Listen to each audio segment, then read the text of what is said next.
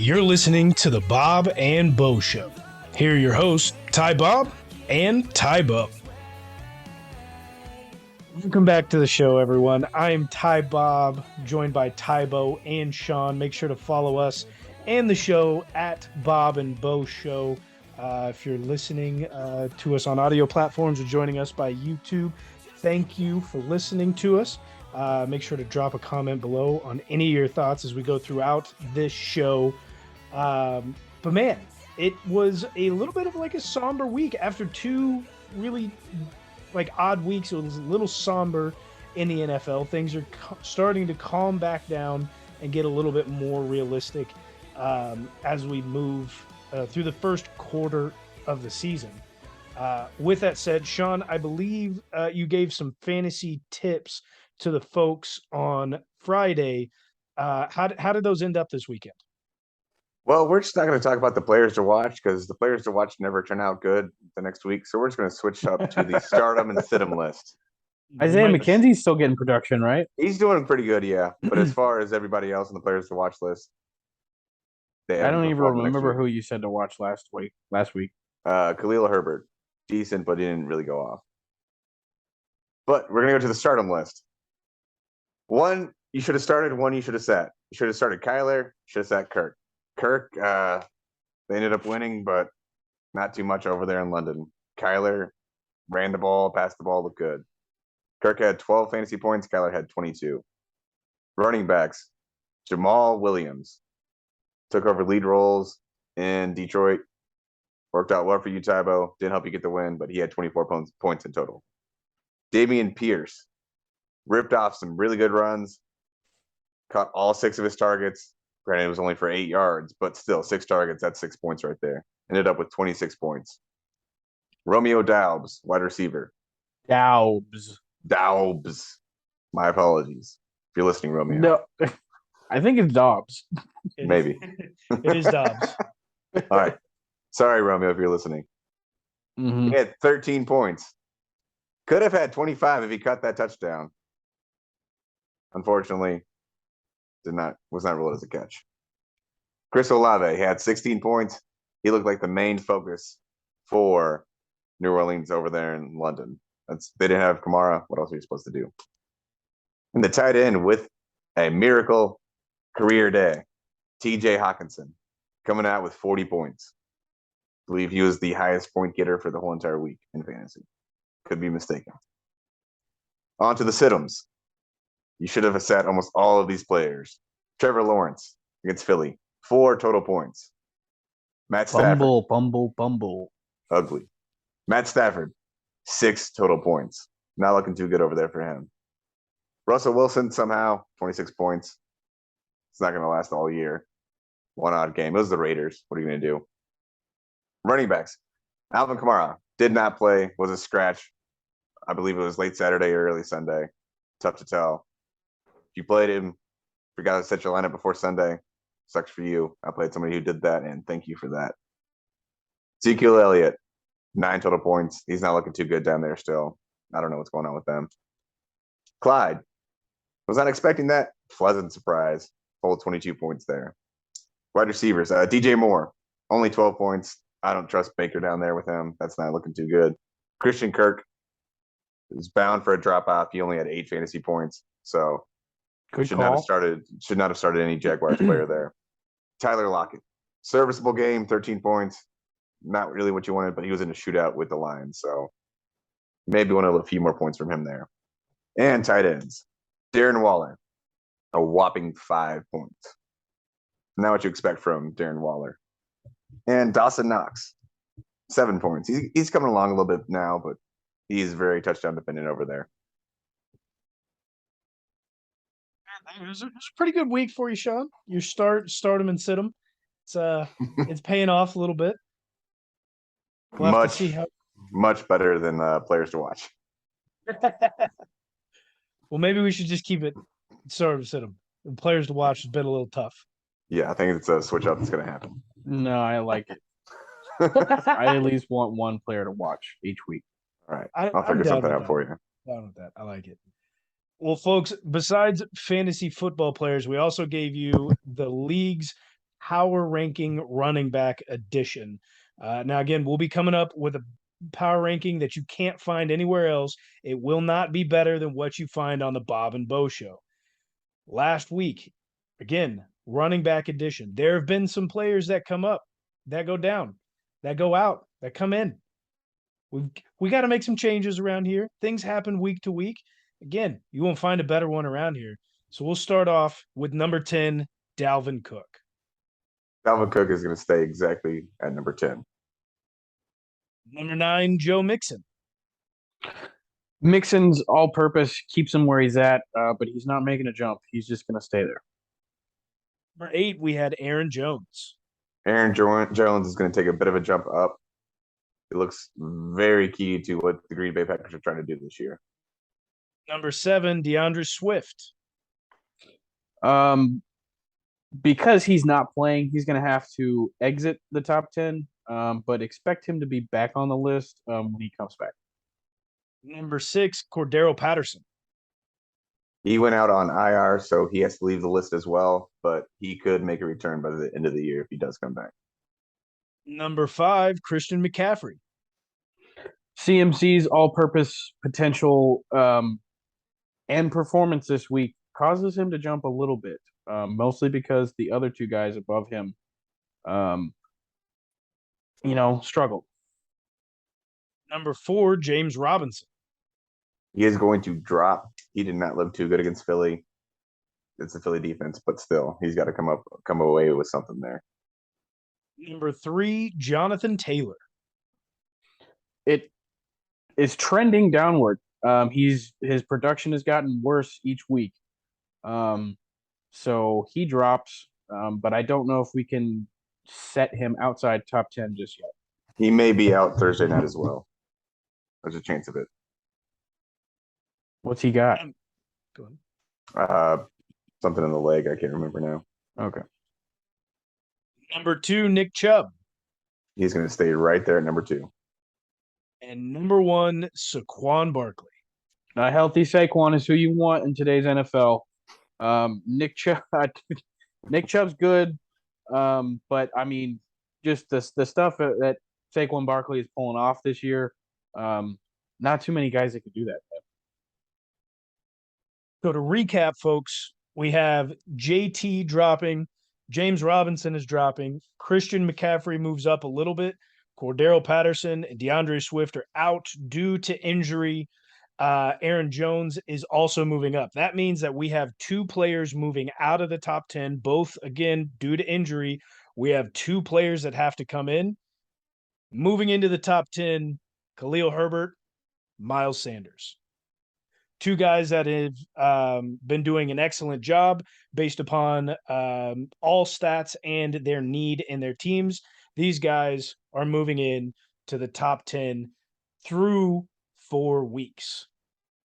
With that said, every week, you guys know, we pick our games of the week and talk a little bit about them and how we think they're going to go, things to look out for. This keeps us interested in the week as we get to branch out from just our Chiefs games that we like to enjoy and watch.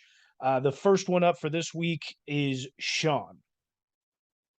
Yeah, a game that was kind of clowned on whenever I first said it, but what a game it turned out to be, actually, you know?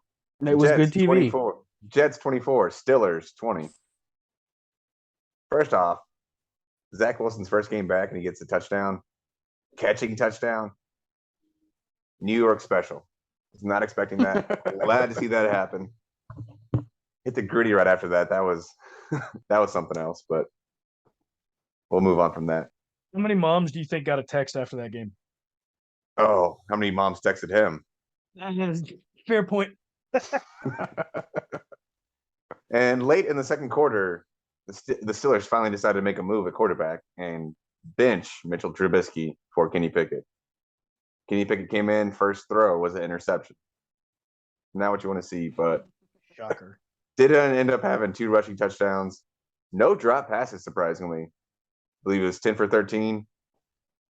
Those 3 that were not completions were interceptions. So, no matter what, still completed all of his passes. So that's something to look forward to for him at least. He looked really good for them. He sparked sparked a little bit on offense for him. Looks like he's really targeted in on George Pickens and Pat Freiermuth for them.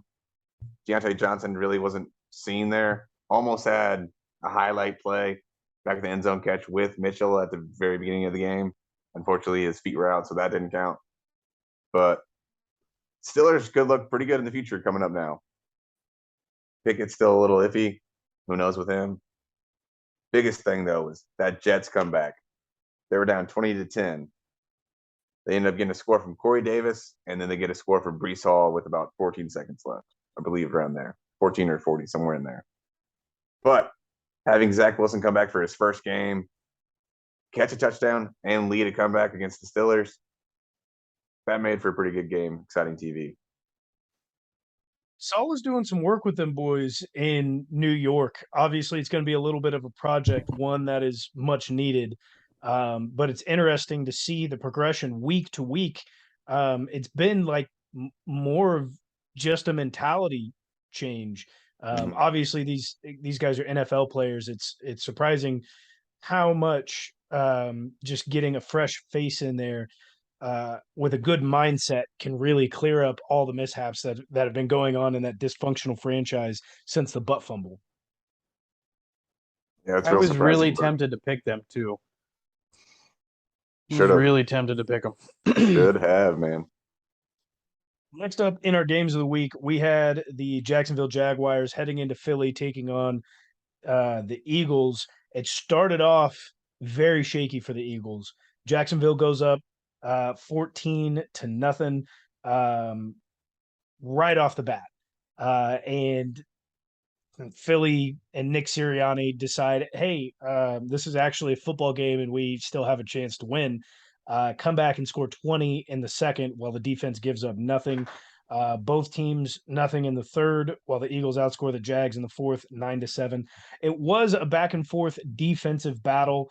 Obviously, a lot of points scored early on in the first half by the Jags. I believe those were both defensive touchdowns. Or no, excuse me. One of them was a defensive touchdown. Trevor Lawrence got one of himself.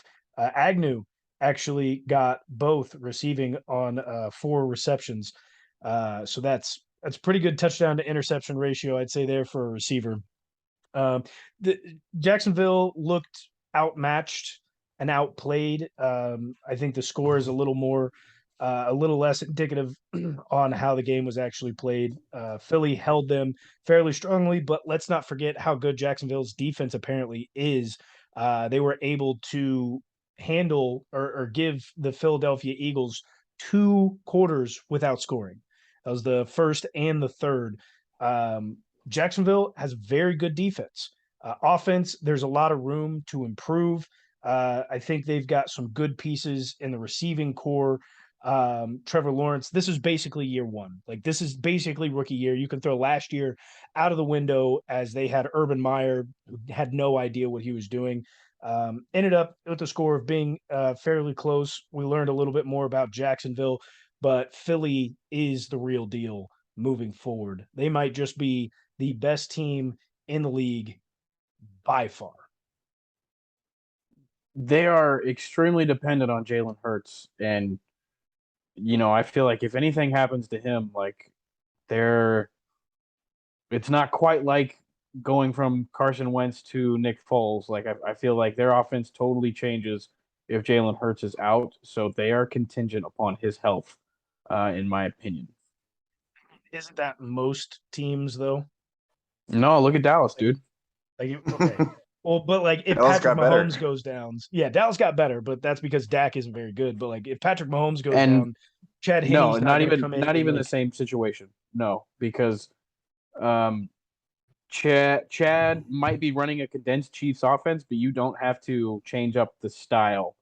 The guy coming after Jalen Hurts is not going to play like Jalen Hurts. I think it's Gardner Minshew. Yeah, exactly. boy knows how to play. Yeah, sure.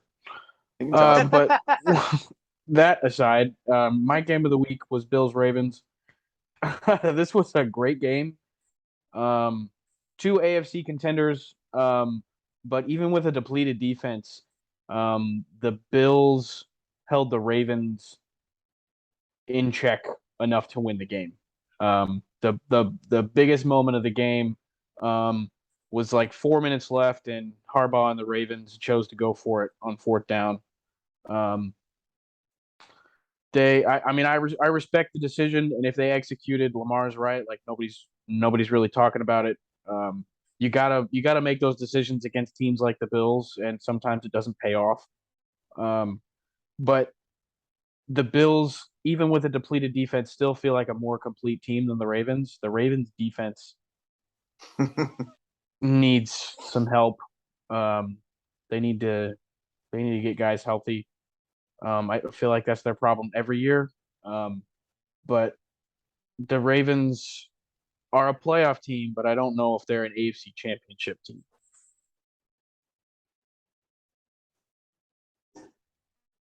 Ravens aren't or the Bills. I'm sorry, the Bills aren't a championship team.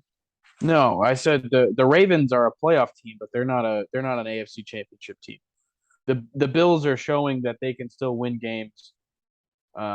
With I mean they were a one score game in Miami, with a depleted defense. So the Bills are still showing that they're a fairly complete team, even with their injuries. So it's just the difference in those two teams.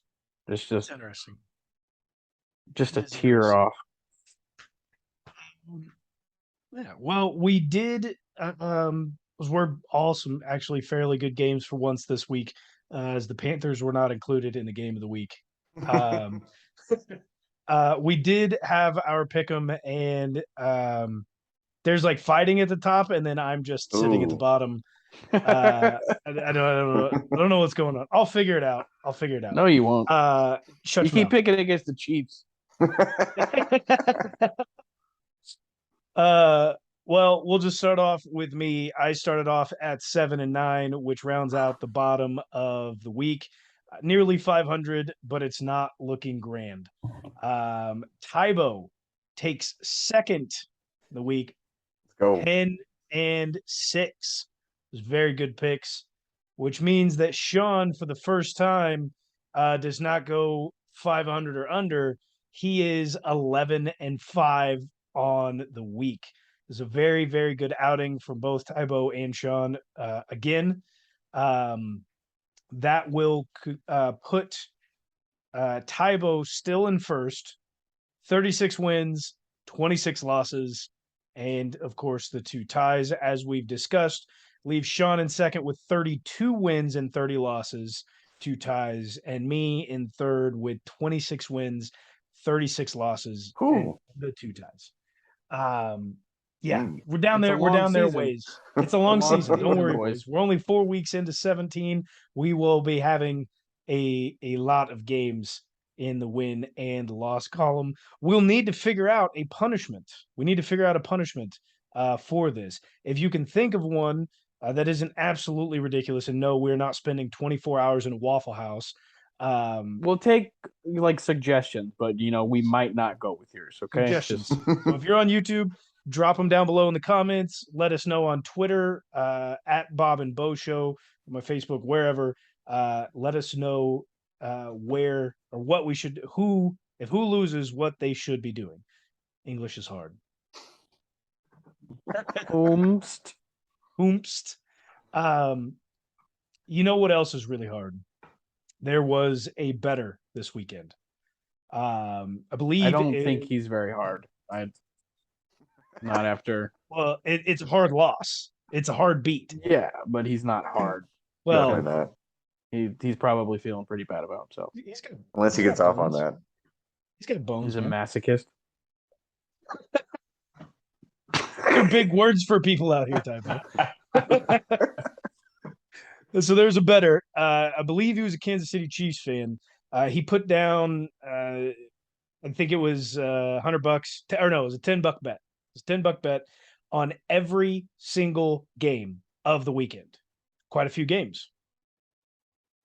He won every single one of them. He gets to Monday. Monday's the only thing. Like everybody's talking about this on Sunday. We get to Monday. He's got the Monday game left. It's Rams, 49ers. And I'm sure you can tell where this is going because he bet the Rams. and he could have cashed out from $10 to having 20,000 in his pocket. But we got greedy. We got eyes for the gold, went for the 70,000 and had the rug pulled out from under his feet. That's a hard beat. That's rough, man. Sucks to suck. I guess that's why you don't bet. But again, it's like $10 or $100, whatever you put in. It's not too bad. But it could have been 70,000. 120,000. I'd have taken the 20. Yeah. It's strange to me that that's profitable, man. Like so many. I don't know. It's not I'm that not a profitable. gambler. I'm not a bettor. I don't. It is. I don't. It is not that profitable. Let me tell you, it is. You walk away losing money more often than you make money. Some people have made a job out of it. No. I'm talking about for the companies. Like Yeah. the people that hit these big payouts. Like people were betting like $5 to $10 on Jody Fortson getting a touchdown. Like, and their payout was like $13K. Like Chiefsaholic put down 1,000 and he walked out with 19. Yeah, I mean it is, but it's not like this. So there was a thing out there. Believe it was out yesterday. The sports books reported their first loss of the season from NFL games. Again, that's just NFL games. Like these sports books are taking basketball, baseball, soccer. Like there are people across the world putting down parlays and bets left and right. mm-hmm. It's easy to see how they make money. And it's just constant. It is just constant. And it's not only with the betting, they also don't forget like these guys are doing the daily fantasy and the weekly fantasy. And so they're making money off of people losing in that as well because they're not paying anything out. So it's pretty interesting.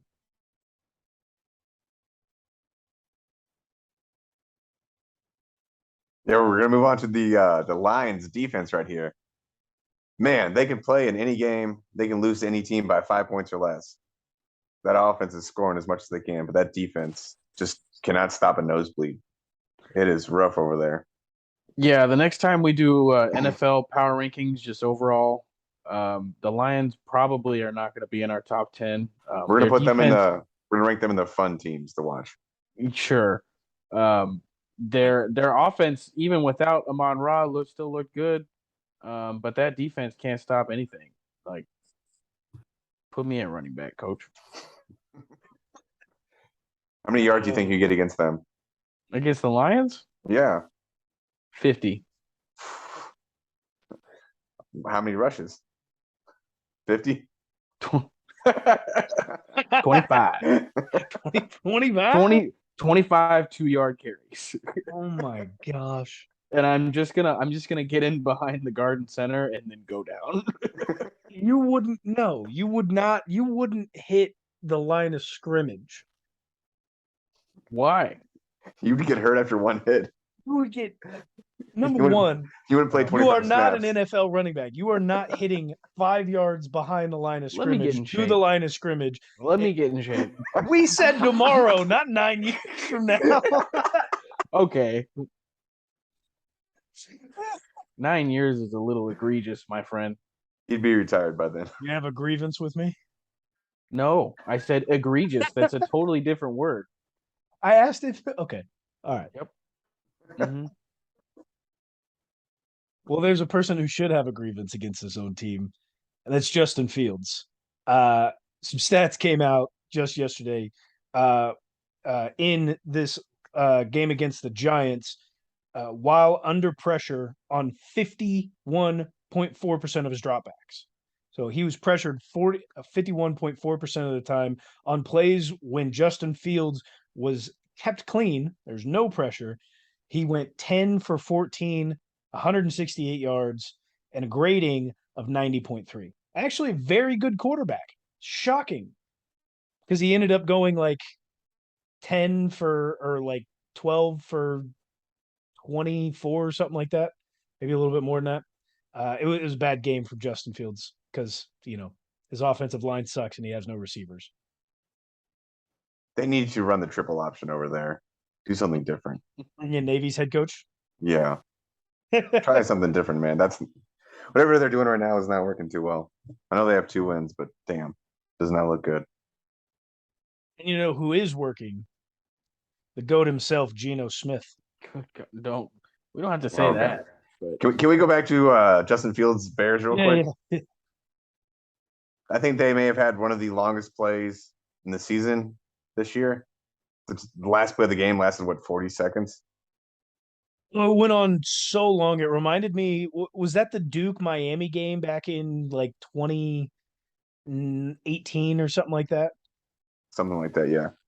But Justin Fields looked better throwing the ball backwards than he did forwards down the field. His passes backwards were spot on, 30 yards away. I scrolled past that video. I didn't look at it, but like, did anything come of that play? Did they score? You didn't miss No. anything. They just kept running back and forth, throwing it across the field, and then they finally got tackled. So you're talking about like longest play, like as far as like Time wise, yeah. But not they didn't. What was the yardage on the play?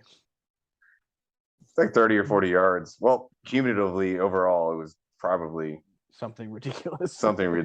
But A solid, I'd say about 300 yards if you add it all up. It was pretty wild.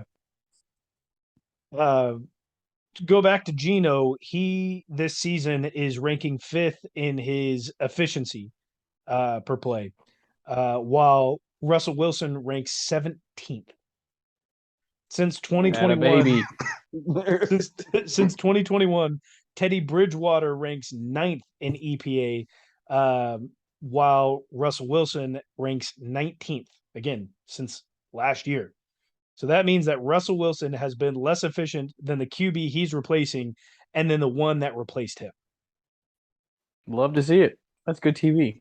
I love seeing the Broncos paying that much money for what they're getting. No, not just that much money. He's there for 7 years. Yeah. You love stay that. there. Totally Love screwed up. Like, I was sitting on this podcast on Twitter talking to Broncos fan. I had a Broncos fan on here and told him they better watch out how much their favorite team decides to give to Russell Wilson. And undoubtedly, you unload the Brinks truck for no reason. Welcome to having. You remember Brock when Osweiler. people were scared? Like, Yeah, I was undoubtedly one of those, and wow, I was wrong. I was wrong. They still got time to figure it out, I guess. Right? I mean, Russ needs to go back to culinary school, so maybe he can use some of his money from there. And like, he's got 6 years left on his contract after this year. Let Russ learn how to cook. Maybe that's what we need to do. Take some classes, bud. It's all right. Maybe he needs to call up the Bear. Maybe he needs to call up for the Bear from the TV show on Hulu. He should call the show.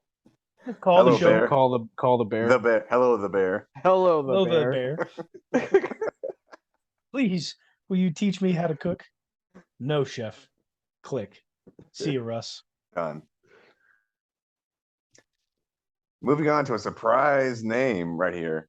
Did not know he was going to play at all. We weren't surprised, right? I wasn't surprised. We talked about him. I wasn't surprised. We talked at all. about him. We were right there with it. But Brian Hoyer made the start, went out early in the game, and guess who came in?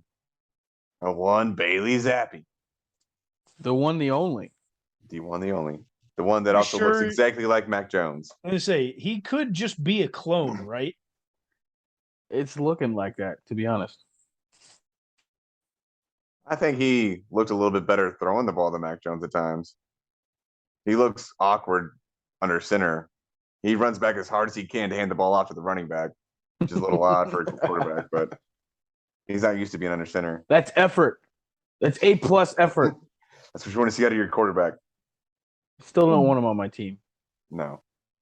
There is a quarterback that you do want on your team, though. It's Cooper Rush. The GOAT. The GOAT. Man has more wins this season than Dak. Dak played one game. Well, how'd that end up for him? Not even a full game. How'd that end up for him? Not very good. Not very good. You know who the games end up really good for? Cooper Rush. Dude, Jerry Jones coming out saying, "Oh well, with a healthy Dak, then Cooper Rush, I don't see him in this team." Well, number one, Dak can't stay healthy. He either breaks his leg or he tears his thumb every year. Cooper Rush, the peak of health and fitness. For the Man doesn't get in. Cowboys. Well, Get it they right. For the they had Cowboys. Dak for the playoffs last year, and he didn't. He laid a goose egg. Like, Yeah. Are we surprised? Are we? I'm not Everybody gonna say sits I'm here and says like surprised, but Dak is like, great, but what is he doing? What is Dak who's doing? who's Most of this is jokes. Most of this is jokes. Cooper Rush is not the GOAT. I understand this. But there has to be some solid questions about Dak and why is Dak being paid $40 million per year? Why is he never available? Why is he consistently being hurt behind one of the best offensive lines in the league? Why is he always being outplayed by other quarterbacks and by his own backups?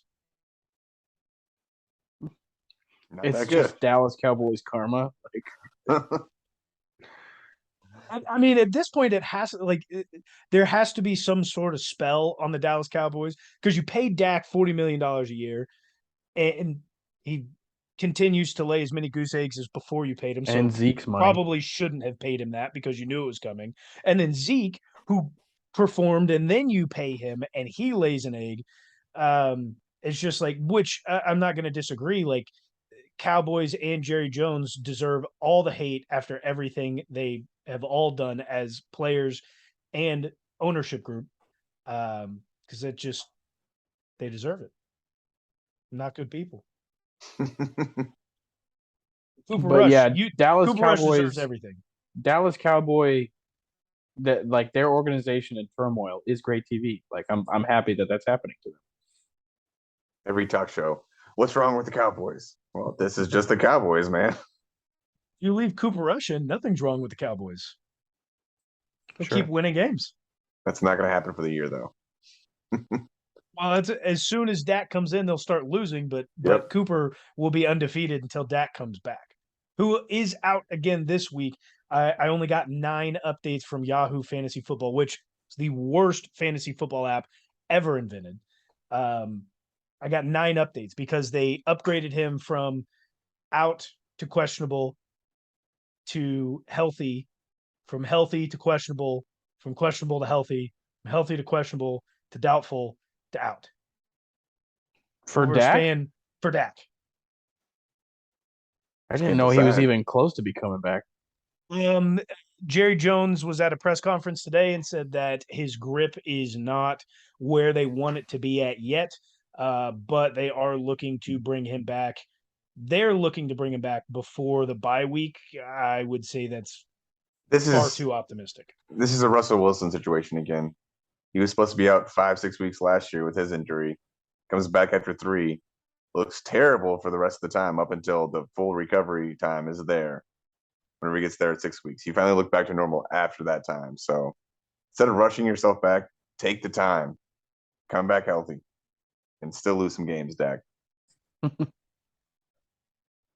Question before we do our Thursday pick'em: do you guys have a surprise win of the week? Let me look up the schedule again. It was a fairly even slated like week of games. For me, we have to leave the Thursday game out of there just because that would have probably been totally different had Tua not been murdered in the middle of the field. Which we covered live, by the way. If you haven't checked that out, that's last week's Friday show. We did cover that live. Surprise win of the week for me, I have to say the 49ers. That puts them at 5-0 in regular season games against the Rams consecutively. It's wild. This is the worst Super Bowl hangover I've ever seen.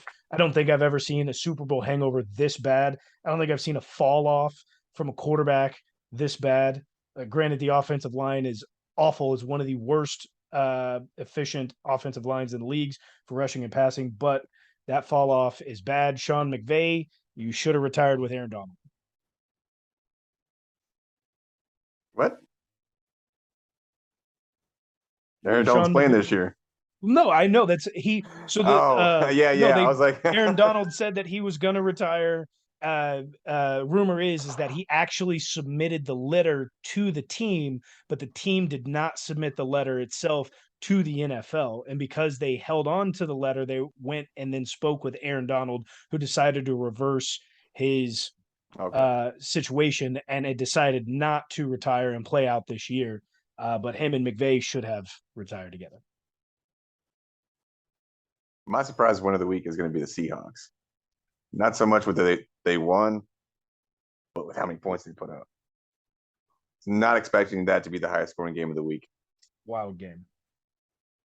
Yeah, and just the Seahawks storyline. I was also going to say the Seahawks. But we thought they would be in a much worse situation with Gino or Drew Lock, either, when you move away from a guy like Russell Wilson. But they're, 2-2 might not necessarily be proving us wrong per se, but they're doing all right over there, Seattle. But I did not think the Jets offense could overcome the Steelers defense even without TJ Watt. But maybe the young guy, maybe the Cougar Hunter, maybe he's the key for that young team. They have a lot of exciting weapons. Hopefully they can keep it going, but the Steelers aren't great this year, so time will tell. We will get to our pick'em segment. This is just Thursday night's game. Again, we do our pick'em. The rest of the pick'em for the rest of the week on our Friday shows. So make sure to tune in on Friday for the full pick'em list. Right now, we're going to do the Indianapolis Colts headed into Denver, taking on the Broncos. The Broncos here are a 3.5 point favorite. Does Russ cook? Tybo, who you got?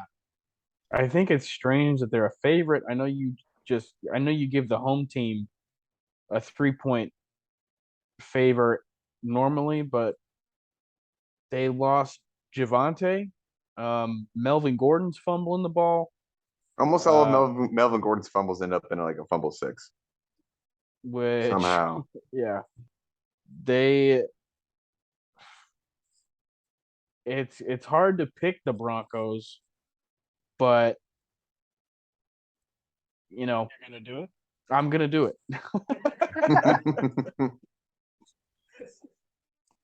Yeah, I think I saw it on a preview during the Sunday night or Sunday games.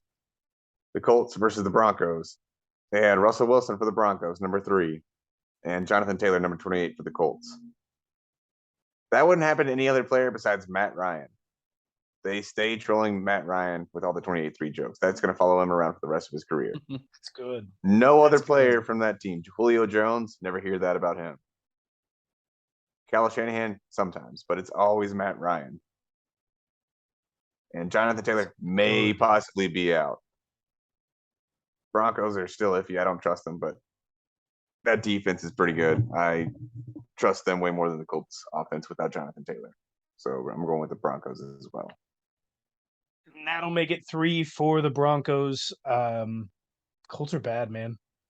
Colts are real bad. They're going to have to fight the Mills Mafia for worst record for the season, I think, which is going to be funny because they already tied. Maybe they tie again. Again, 2 ties by the same teams. But with their overall record at the end of the year. From there, since they would have tied their head-to-head matchups, they would have to go to strength of schedule, which both are weak. So have it do a coin flip. Coin flip. You know what? Like at that point, it gets too difficult. Make them take the 31st and the 32nd pick, and everybody else moves up.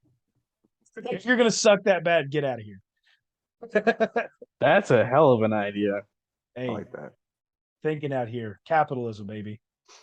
The NFL only cares about money. Well, that'll do it for this week's show. We thank you for listening again. Check us out on Twitter at Bob and Bo Show, YouTube by the same moniker. If you have not checked it out, get to see our bright and beautiful faces. Most likely, just see Sean's fantastic collection of records. Change it up every week. Try to. I like to see it. Do you Well, really? Do you put different ones? I don't I pay put that like close of I attention. change these 3 usually, but other ones usually always the same. Oh, If you little like the Easter records, eggs. say something. Talk about it. hey, Say something yeah. about this If record you're collection. seeing that Sean is moving these records around and in what order, you can go back and let us know what it is each week. We'll have to give out some sort of prize. Something. Well, yeah. If you know some of these records as Okay. well, I'm gonna throw some obscure ones out there. If you know them and you name it, you'll get something, possibly. No guarantees, In but your collection. No guarantee. Like I said, join us back on Thursday for our Chiefs preview of Faders week and our week 4 preview or week 5 preview of the rest of the NFL. As always, go Chiefs. Go go Chiefs. Chiefs.